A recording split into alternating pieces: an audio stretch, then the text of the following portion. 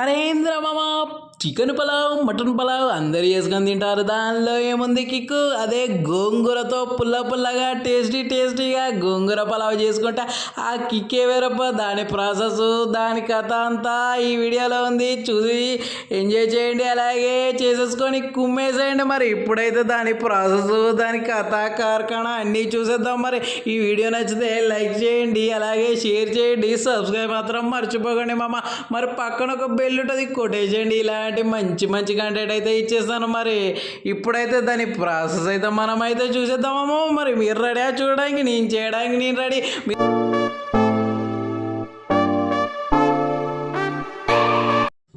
అరే మామ, ఇప్పుడైతే ప్రిపేర్ చేసుకోవడానికి అయితే ప్రెషర్ కుక్కర్ అయితే పెట్టేసుకున్నాం మామ. మంచి టేస్ట్ రావాలంటే ప్రెషర్ కుక్కర్ అయితే పెట్టేసుకున్నా. అందులో ఒక 4 టేబుల్ స్పూన్ల నెయ్యి వేసుకుందాం మామ, మంచి టేస్ట్ ఉంటుంది. తర్వాత ఒక 2-3 ఇలాచీలు వేసుకుని, ఒక 4 లవంగాలు వేసుకో మామ, కొంచెం స్పైసీగా ఉంటుంది.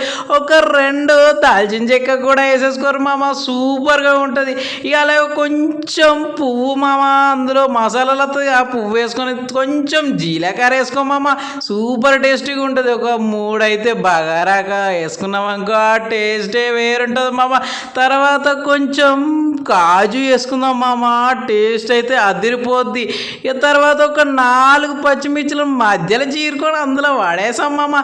ఇక కొంచెం ఫ్రై అయ్యే విధంగా అలా అని కలిపేసుకో మామ. నువ్వైతే సూపర్ టేస్టీ రావాలి అంటే ఈ రెసిపీ అయితే ఫాలోగా మామ. నేను చెప్పేది అయితే ప్రతిదీ స్కిప్ చేయకుండా చూసేసేయండి మామ. మరి ఇప్పుడైతే అదైతే కొంచెం ఫ్రై అయిపోయిన తర్వాత స్లైసెస్గా కట్ చేసిన ఆనియన్స్ అయితే వేసుకున్నాను మామ.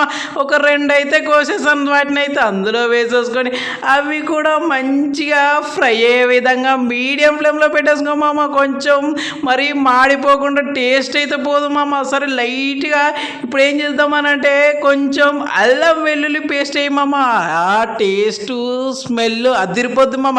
ఇప్పుడైతే ఆ అల్లం వెల్లుల్లి పేస్టు అందులో ఉన్న పచ్చి వాసన అంతా పోయే విధంగా మంచిగా కలిపేసుకోవాలి మామ. నేను చూపిస్తున్న విధంగా చేసేసే మామ. ఇప్పుడైతే చిన్నగా కట్ చేసుకున్న ఒక 2 టమాటో ముక్కలు అయితే వేసేసుకుందాం మామ. టమాటో ముక్కలు వేసుకుంటే ఈ పుల్లగా ఆ పుల్లగా అంతా వచ్చేస్తుంది మామ. ఇప్పుడైతే ఈ టమాటా ముక్కలు కొంచెం ఫ్రై అయిపోయినాయి మామ. మరి ఫ్రై అయిపోయినాక ఇంతకుముందు మనం గోంగూర పలావ్ అన్నప్పుడు గోంగూర ఆకులు ఎత్తలేమని చూస్తున్నారా మామ. ఇప్పుడైతే దానికి సరిపడా గోంగూర ఆకులు అయితే అందులో వేసేసే మామ. మంచిగా వేసేసుకొని మంచిగా కలిపేసుకుంటే ఏమవుతుంది అని అంటే ఆకులన్నీ దగ్గరికి వచ్చేస్తాయి మామ. దగ్గరికి వచ్చేస్తే ఇప్పుడేమవుతుంది, చట్నీ టైప్ వచ్చేస్తుంది. కాబట్టి కొద్దిసేపు అలా మీడియం ఫ్లేమ్ పెట్టేసుకొని ఒక 2 మినిట్స్ అలా వదిలేసే మామ. మొత్తం ఆకలి అయితే దగ్గరికే వచ్చేసాయి. ఇప్పుడైతే మనం పలావ్ చేసుకోవాలి అని అంటే పుల్లగా గోంగూర అయితే దగ్గరికి వచ్చేసింది. దానికి సరిపడా ఉప్పు వేసుకో మామ, సాల్ట్ కావాలి అంటే ఇక సరిపడా వేసేసుకో.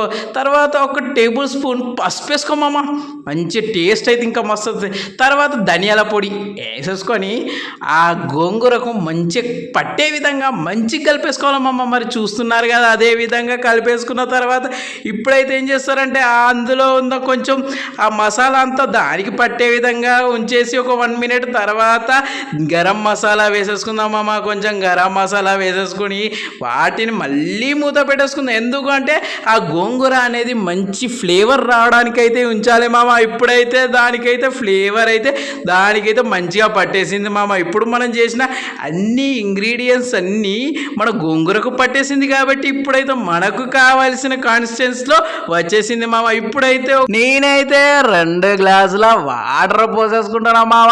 1 గ్లాసు రైస్ అయితే తీసుకున్నాను. ఆ గ్లాసును కొంచెం నానబెట్టి ఒక 15 నిమిషాలు 20 నిమిషాలు అలా పక్కన పెట్టేసుకున్నాం అనుకో, మంచిగా డైరెక్ట్ ఉడికిపోతుంది మామ. ఇప్పుడైతే దానిలోకి కొంచెం బాయిల్ అయిన తర్వాత 2 టేబుల్ స్పూన్ల నెయ్యి వేసుకుందాం మామ. నెయ్యి ఎంత మంచిగా పడితే అంత టెక్స్చర్ వచ్చి మంచి టేస్ట్ ఉంటుంది మామ. ఇప్పుడైతే పలావ్ మసాలా ఒక 1 టేబుల్ స్పూన్ వేసుకుంటే దాని ఫ్లేవరు ఆ స్మెల్ మొత్తం ముక్కలకు చంపేస్తుంది. కుమ్మేచ్చు మామ మా స్మెల్కి అయితే.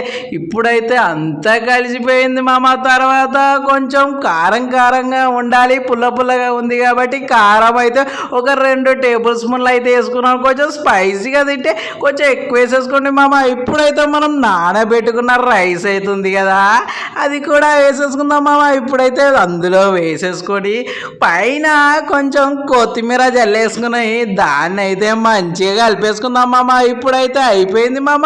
మన పలావును మంచిగా ఉడకాలి కాబట్టి దాని మీద కుక్కర్ పెట్టేసి దాన్ని అయితే ఒక విజిల్ సరిపోతుంది మామ. ఎందుకంటే ఆల్రెడీ రైస్ అయితే నానబెట్టాం కాబట్టి ఒక విజిల్ మంచిగా వచ్చేసే వరకు ఉంచేసుకొని దాన్ని అయితే విజిల్ వచ్చేసిన తర్వాత చూస్తున్నారు కదా మామ, గోంగూర అయితే రైస్కి అయితే పట్టేసింది మామ. టేస్టీ పుల్లగా పలావ్ అయితే రెడీ అయిపోయింది మామ. కొంచెం నెయ్యి వేసుకున్నాం కాబట్టి చిక్కగా ఉంటుంది మామ. కొంచెం వాటర్ నేను ఎక్కువ పోసుకున్నాను, ఎందుకంటే నాకు సాంబార్ రైస్ లాగా తినడం నాకు ఇష్టం మామ. కాబట్టి మీరు పుల్లలుగా కావాలంటే కొంచెం వాటర్ లెవెల్ తగ్గించుకొని పోసుకోరు మామ, పుల్లలు వచ్చేస్తుంది మామ. ఇప్పుడైతే మనకు గొంగూర పలావ్ అయితే రెడీ అయిపోయింది. మా మామ అయితే లొట్టలు వేసుకుంటూ చూస్తున్నాడు. ఇక మరి ప్లేట్లోకి సర్వింగ్ చేసుకొని ఒక్కొక్కటి బుక్క నోట్లో పెట్టుకుంటే అమోఘమండి. మరి మీరు వీడియో నచ్చితే లైక్ చేయండి, షేర్ చేయండి, సబ్స్క్రైబ్ మాత్రం మర్చిపోకండి. పక్కన ఒక బెల్ ఉంటుంది, కొట్టేసేయండి. ఇలాంటి మంచి కంటెంట్ అయితే మీకు ఇచ్చేస్తాం. ఇప్పుడైతే మేమైతే కుమ్మేయడానికి రెడీగా ఉన్నాం.